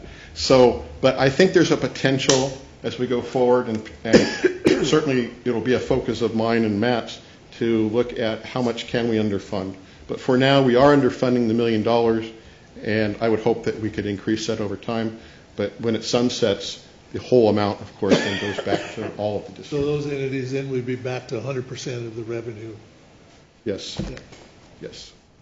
Thank you, Gary. Any other questions? Okay. With that, then, I believe, Scott, you're going to present the PowerPoint? I am. Is my microphone on? Yes. Okay.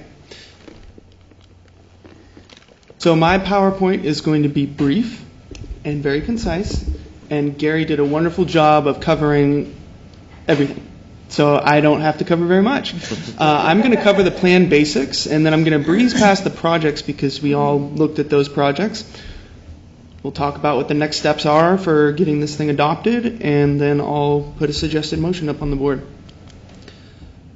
So the first slide in Plan Basics is listing some of the financials. The maximum indebtedness of this district, which is the maximum amount that can be spent on projects, programs, and administration, is $3,600,000. In 2018 dollars, which basically we take these impacts, the total of those impacts, and account for inflation, and bring them back to today's dollars so we can say this is how much you could spend today on projects if your district were totally funded, is $2.2 million. The estimated duration of this district is 25 years. We did look at this table already, so I'm going to skip past it. But one thing that I will say, if your urban renewal areas had been performing the way they needed to perform, it wouldn't be 6% of the assessed value for 24% of the acreage. It would be 24% of the assessed value for 24% of the acreage. So these areas were obviously underperforming previous to having urban renewal happen, and you guys have had some real knockout districts that we actually use as examples whenever we're presenting around the state as very successful urban renewal districts. This is the proposed boundary. It is essentially the downtown core. Elaine and I drove around the district today, and it can use some of these urban renewal projects. It would be very transformative. I agree very much. So the next steps for this, and then I'm going to actually hit on something that Gary said he wanted to hit on, which is the schools. Yeah, I forgot that. And it's important to hit on the schools because they're different. But the next step for this one is Planning Commission on October 17th, and the Planning Commission simply reviews an urban renewal plan for conformance to the comprehensive plan. They don't adopt it. They don't do anything of that manner. They just say, does this fit with your comprehensive plan and fit with the goals of the city? There's an open house that night as well to get more public input. And then following that, there's a city council hearing November 14th to vote on this. And to talk about the schools are very different because they're not funded directly by their property tax revenue. They're funded by the state school fund.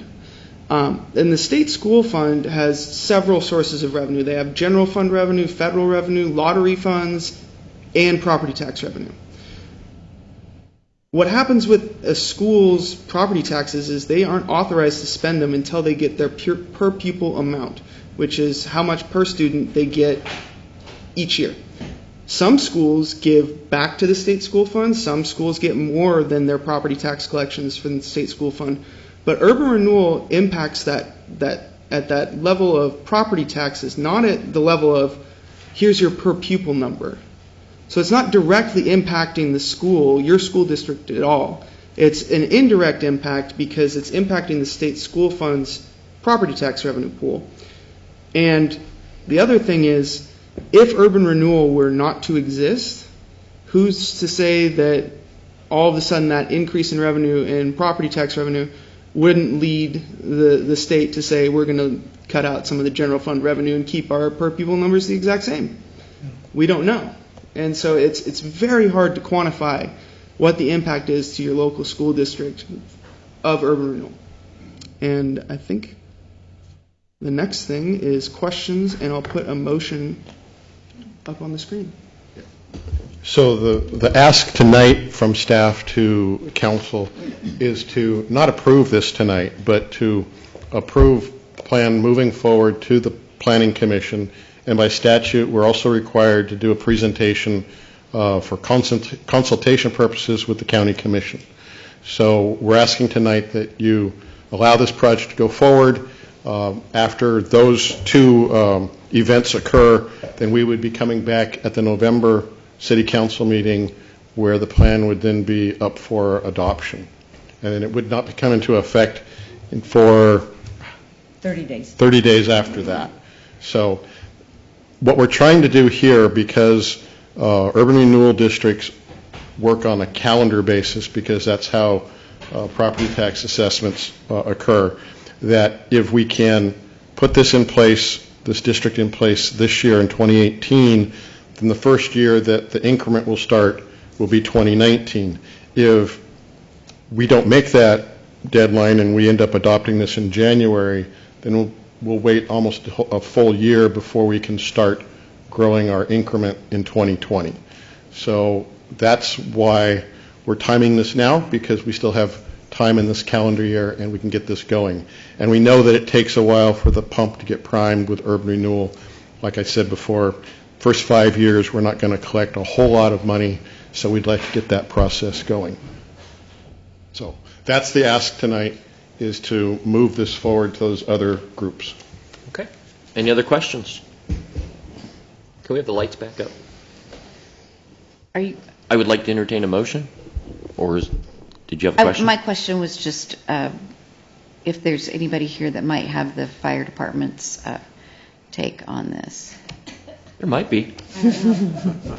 I can tell you that I have, Gordon and I meet occasionally, and I think over the last year and a half, 2 years, we've met maybe 3 or 4 times. We talk about a variety of issues. I've made him aware of this district. He's, of course, always concerned about the funding for his district, as he should, but he's also expressed to me, and I think he would agree with me on this, that he also sees the value in supporting the community. And my intention is to meet with him between now and the November meeting, so I can give you a fuller report, but I wanted to see if this was going to move forward. I would suspect that he'd be supportive, but I don't want to speak for him. I would certainly move that we go forward on this plan. Do I have to read the whole thing? Okay. Can you read that, or?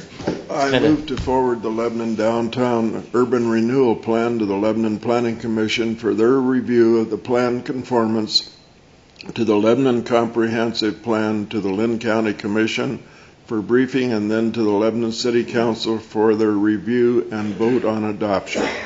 Thank you, Bob. It's been moved and seconded to move the Downtown Urban Renewal Plan forward. All those in favor say aye. Aye. Those opposed? Abstain? Thank you.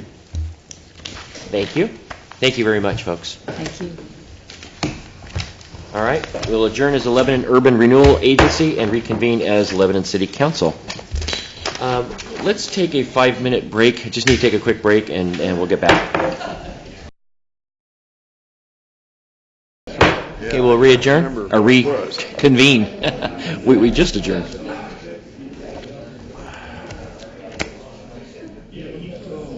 Hey, cheese right there. It was a little package, cheese. Yeah. Just checking. Yeah, This isn't the fire station. We don't get 5 bells or whatever it is. it's a bad one. Might be something. Okay, we'll reconvene, and next up is number 4, public event amendment by Walt Order, please. By Walt Wendelowski. Okay, thank you, Mayor and members of the City Council. As you're aware, we have a public events permitting system. There are times when exceptions are allowed. Apparently, there was a recent public event that closed a public street and a portion of, and there was some concern with the business owners that they did not receive notification. To avoid this situation, staff is recommending that we modify Section 5.36 1.100 of Chapter 5.36, and just simply note that a permit shall be required for any public event requiring the closure of a public street. And that will ensure that people get notice, the owners or the business owners will receive notice that the event is occurring. Through our public event process, they also have an opportunity to comment, and we could take those comments as part of a staff report.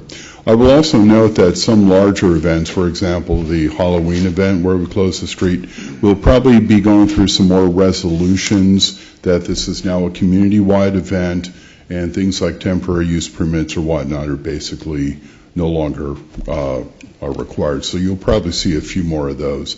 So community-wide, I think we're fine, but for the smaller events, I think this gives the city a little protection and also lets folks know what's going on. Just a little history on this. I was approached by the owners of the quilt shop over on, is that Ash? I think it is. And they had mentioned this scenario where the CrossFit folks had closed down the street, that whole Ash Street from Main Street over. And they had an event, and it was supposed to last all day. And it really apparently only lasted for a half hour or an hour. And then the rest of the time the street was still closed and nothing happened. The businesses didn't get notice that it was going to be closed. So that blocks off the quilt shops. There's nobody can park there. And it was the day of the career thing for the Boys and Girls Club that was over by the train tracks. And then I think there was an excursion train that day, I believe. So there was all kinds of things going on, so there was no place for any customers to park at all. So I had brought that up to Walt and the city manager, and we looked at it, and I think this is a great way to solve that. And also, maybe if they want to do this again, they would do just to the alley, as opposed to the whole street all the way to 2nd Street, which would have been better because then they could have had people coming and going at least. So anyways, I think this is a great thing. If there's any questions. I have a couple questions. Yeah. One, does this cover the alleyways? Anytime that there's a public street closure, if the city owns the right-of-way, it would apply. So for instance, between Main and 2nd, the big... The alley, yes, that would certainly apply. It is our right-of-way. One other thing I'd like to maybe recommend be added to this, similar to any other, when you close a public street and you have a large public event, or even a small public event, the potential for impact on other services, especially police, fire, emergency services, it does change. And especially something like as large as Brewfest that puts thousands of people into the street, it does become a bit of a public safety and a fire and life safety issue for us. I would like to see that the district be involved in some sort of an approval or review process and or with a required inspection prior to operation. It already is. I can respond to that. By requiring a permit, we automatically notify all the agencies. So the police are notified, fire district would be notified, maintenance department, everyone is aware of what's going on. Can I further clarify that? The current permit process provides all of that. What happened in this case was that there's a provision right now that says that if your event expects to have fewer than what number of people? 150 people over a certain time period. And so if you're going to have an event smaller than that, you don't need a permit. Well, if you don't need a permit, then there's no notifications either to the business owners or to the districts like the fire district. So what we're doing here is by saying, regardless of your size, you're going to have a permit. That triggers all of these protections for everybody. It does trigger notification, but it doesn't necessarily require any kind of approval. I could also respond to that. We do not make a decision until we gather all the input.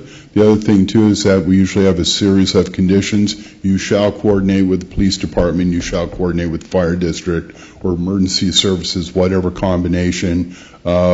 And we want evidence of this coordination to occur before the event starts. And at that juncture, we have the authority, if they do not follow through, Frank can go down and close them down. That's great. That would be helpful. Okay. I guess it would remain helpful, but it feels like some of the things, I guess I get contacted maybe by the organizers first, and before I get the notification from Tammy. We generally encourage that coordination before they apply. We find that it works out real well, so they know what they're getting into. I just don't like surprises. I don't either, yeah. Okay, good, good. I caught a lot of flack on the same thing you were talking about, same closure from an irate business person. That his appointments couldn't get into him that day, and he didn't know they were closing off the streets, so it was a problem. Any other questions on that? Okay, well, City Attorney, Well, just, yeah. what form does that notification take? We actually, similar to what we do for planning permits, we have a summary of the event, when it's going to take place, what's involved. That goes out to all the affected agencies. They have a time period in which to comment, and we take those comments and incorporate them within the staff report that either goes yay or nay on the permit. We also have the authority to add conditions. In other words, you have to have some, like, whatever portable toilets, you have to make arrangements for that, you have to go through the coordination process. So, again, Mayor, you raised the issue of a full street or a half street. If someone wanted to close down the street, one of the recommendations from maintenance may be just close down half the street, and we can incorporate that within the decision as well. Great. Very good. We'll have the City Attorney read the ordinance bill. A bill for an ordinance amending Chapter 5.36 of the Lebanon Municipal Code concerning public event permit requirements, ordinance bill number 2018-13, ordinance number 2920. Move for approval. Second. It's been moved and seconded to approve ordinance bill 2018-13. All those in favor say aye. Aye. Those opposed? The ordinance passes. Okay, Thank you, Walt. Mayor. West Side Interceptor Phase 5 project, professional services contract, Ron Whitlatch.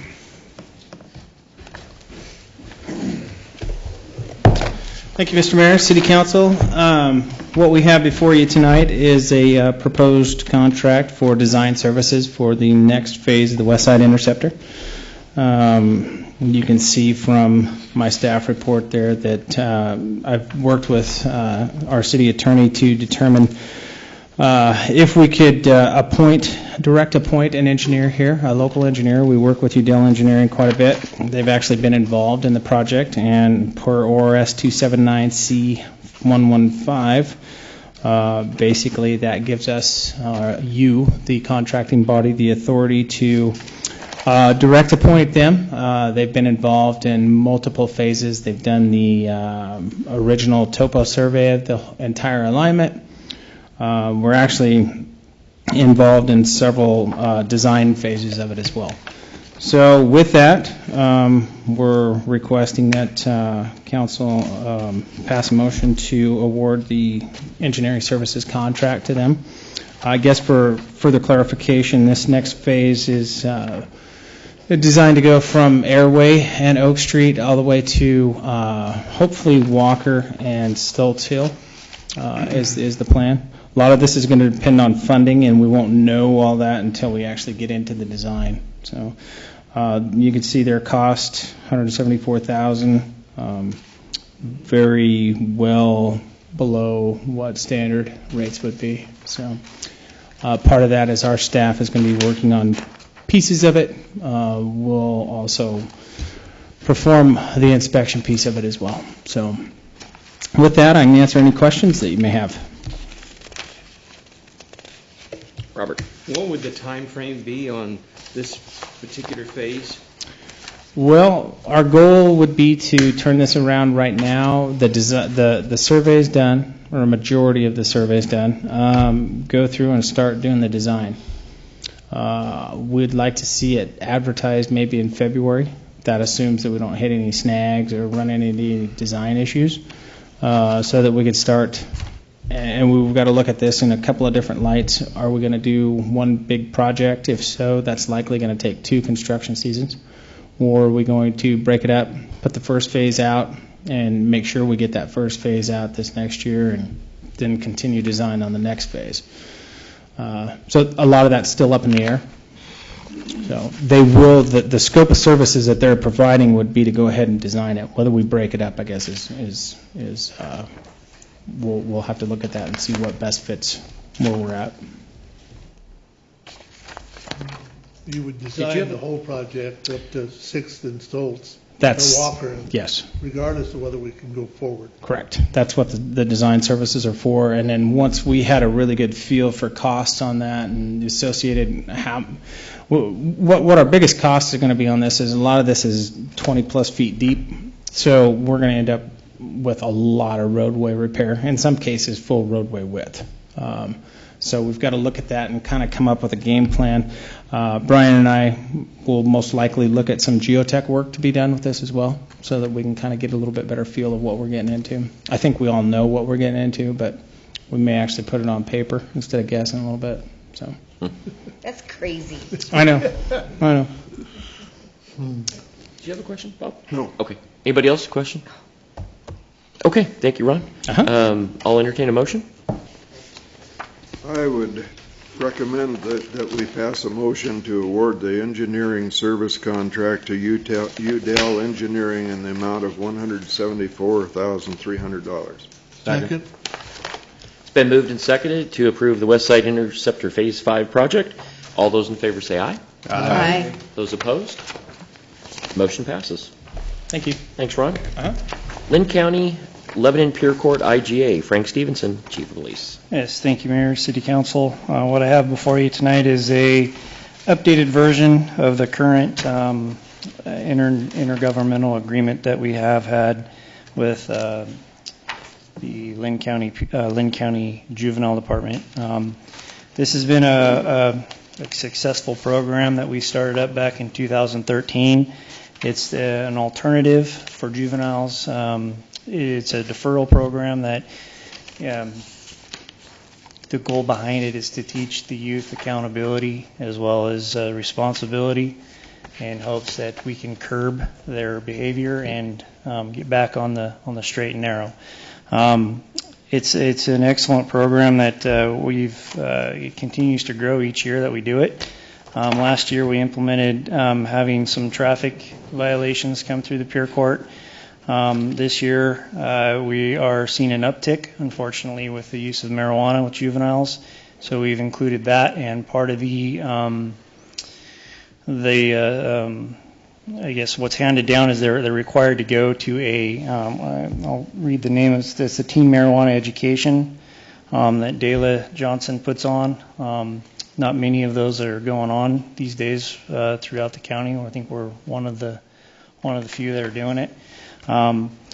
What this is just an updated version of what we currently have. I'm happy to answer any questions regarding the Pure Court program that we have. If there is none, I would recommend that we continue on. Move for the approval of the agreement. Second.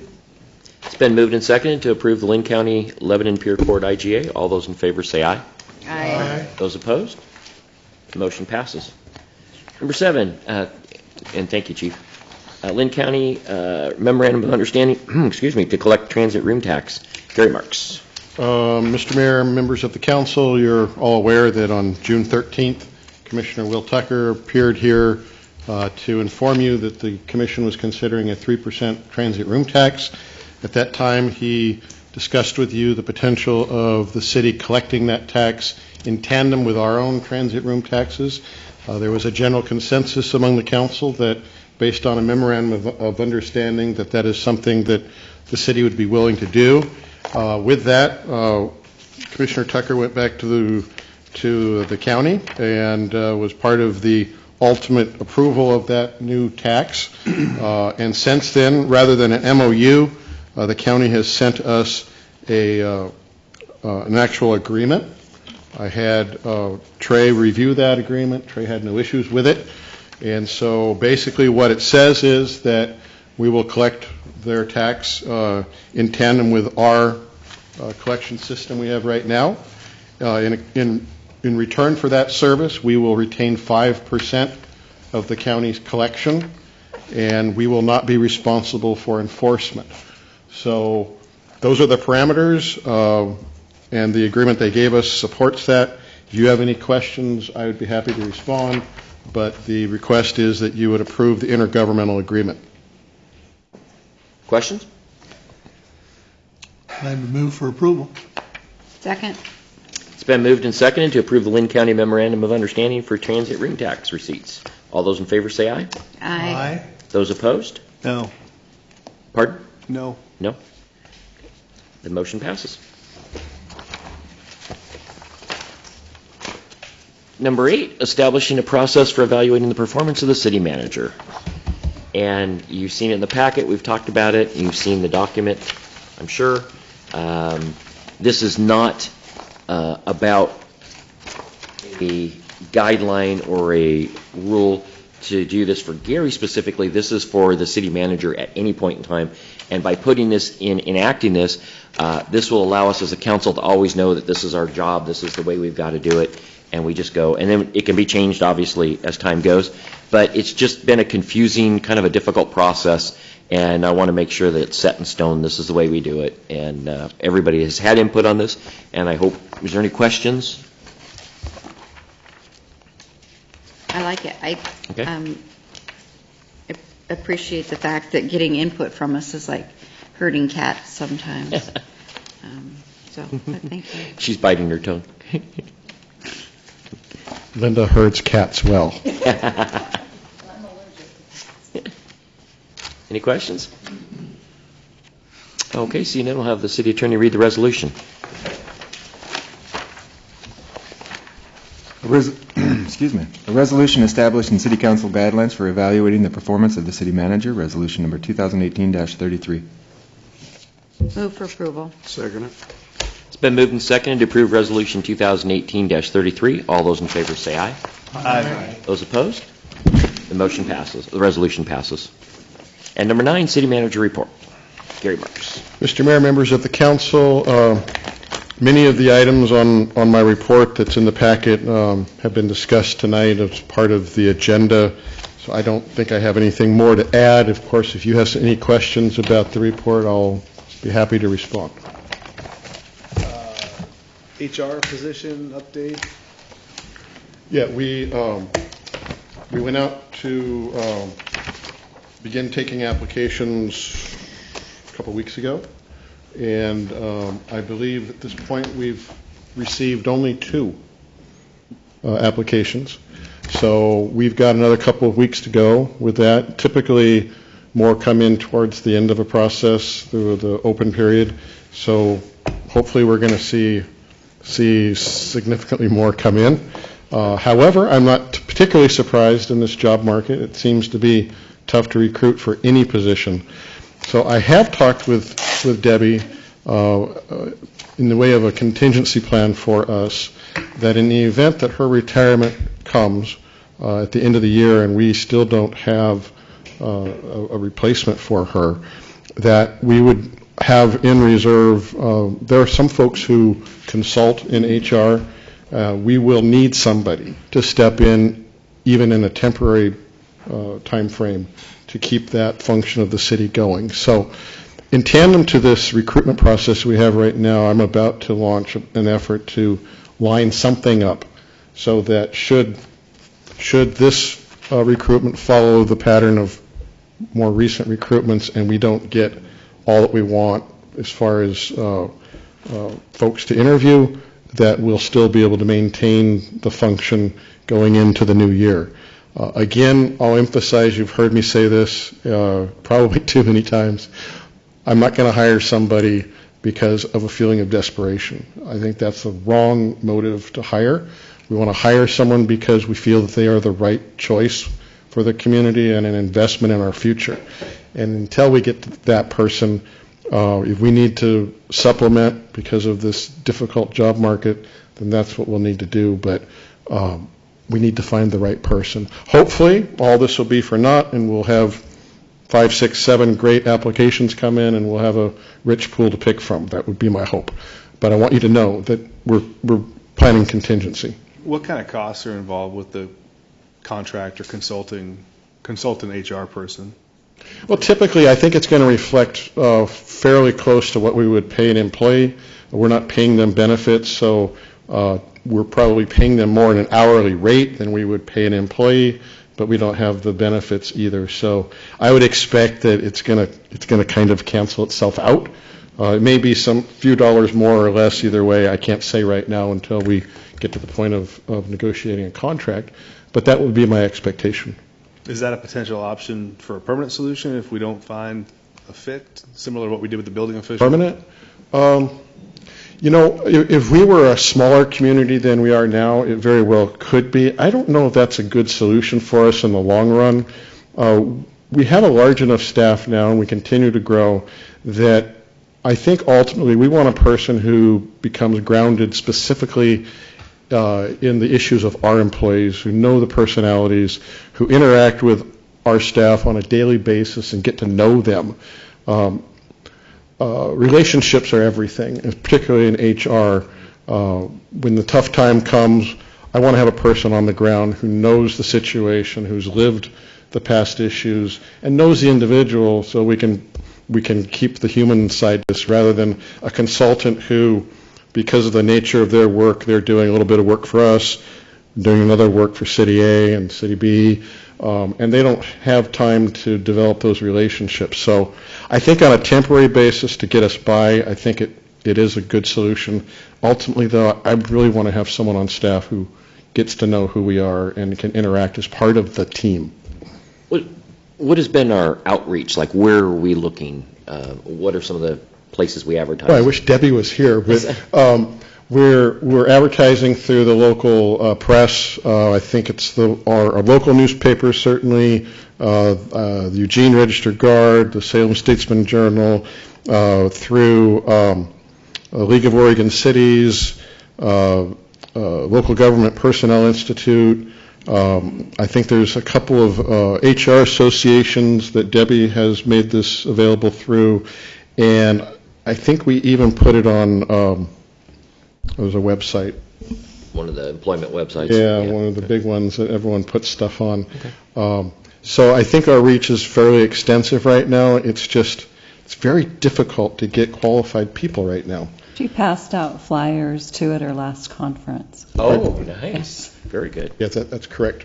She was at the LGPI conference in Salem last week, I think it was. Perfect. And she knows all those people, so she's out there passing out. So anyway, great. Let's keep our fingers crossed and hope we get some good candidates. Robert. Is she interested in continuing on in the contract relationship for 6 months without? No, I don't think so. I know she's got plans for her husband and grandchildren and travel, and I would want that for her. I don't think she's interested in going on, although I know this was a very difficult decision for her because she loves the work that she does, but she feels it's time for her to move on to another chapter of her life. Gary, where are we on the other position, the economic development? That remains open through, I believe it's the end of this month. We've received, again, in that one, we've received 2 more applicants. When I talked to Debbie this morning about those applicants, she'd not had a chance to review them. Typically, she'll review them and she scores them against the criteria that's in our job description to determine the value it has as far as qualification. She'd not been able to do that yet, so I can't report to you the quality of those, but we have until the end of October to get some more. That's another one where I've been putting out feelers through the economic development contacts I have. I was at an economic development conference earlier this week where that's what I was doing. So I'm hoping that we're going to get some good candidates, but at this point it's a hope. So I should also add to the record that Debbie and I did a pre-interview with 2 of the applicants who have already applied. We wanted to get a better sense of their qualifications and their personality, what they would bring to the job. Both of those individuals, their performance was favorable, and I think that once we put together a candidate pool for interview by a hiring committee, that those 2 individuals will be among that group of finalists. I would like to get at least 2 more, 3 more preferably, so that the hiring committee has at least 4, hopefully 5 people to consider.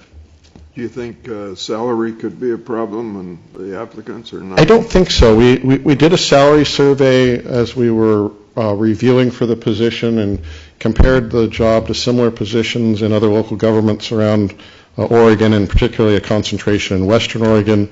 We feel like we're very competitive, but we're not unlike any other local government, and I think a lot of just private sector employers too, that at this point in time you go out to hire, it's just a tough environment because a lot of people already have jobs and a lot of the qualified people certainly have jobs. So it's a tough environment to hire in. Yes. But the hires we have made in the last 2 years have been awesome, so Yes, really I have faith that we're going to continue that tradition. Any other questions? Okay. Items from council? I have two quickies. One, I attended the Oregon League of Cities conference a couple weeks ago, and I had applied and interviewed, and I was elected on their board of directors. So we'll have direct representation from the City of Lebanon on the League of Oregon Cities, which is really important for a lot of the things that we do, especially when there's legislation that comes up and things that we're concerned about here at the city. So very exciting. And I wanted to mention that we have candidates in the office, in the audience, and this is our last meeting before the election. So good luck. Thank you for coming, and good luck to all the candidates. So that's all I have. Public comments? Is there anybody that would like to speak? Okay. Seeing none. Items from press? Nothing? Okay. Next scheduled council meeting is November 14th, regular session, December 12th, regular session.